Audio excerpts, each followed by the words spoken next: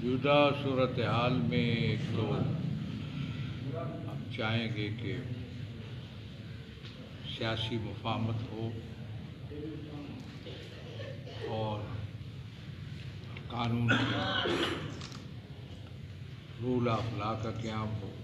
ملک سیاستدانوں نے چلانا ہے، سیاستدان ہم مفاہمت کریں، کسی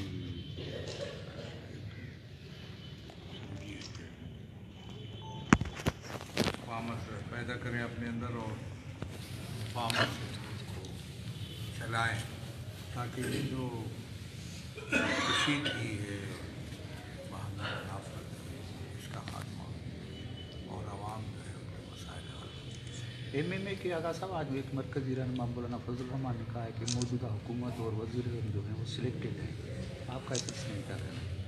وہ تو ظاہر ہے جو انتخابات ہوئے وہ اس کو قبول نہیں کیا ہے، اور اس پر ہمارے بھی تحفظات ہیں بڑے واضح اور روشن۔ سمجھیے کہ میں تو بعض چیزوں کا ایسے ہوں جیسے عینی شاہد ہوتا ہے، تو ان تحفظات کی روشنی میں تو انتخابات کو قابل قبول قرار نہیں دیا جا سکتا۔ اچھا، ایک مرتبہ پھر جو ہے انڈیا نے جو ہے کشمیر پر اپنی بربریت کا دوبارہ زور شور سے آغاز کر دیا ہے، کیا کہیں گے اس سلسلے میں؟ ظاہر ہے انڈیا جہاں مظالم ڈھا رہا ہے کشمیر میں، تمام بے پناہ مظالم جن کا اس کے پاس کوئی جواب نہیں ہے، اور اس کو کور دینے کے لیے، نظریں ہٹانے کے لیے یہ سلسلہ شروع کیا ہے پاکستان کو دھمکیاں دینے کا۔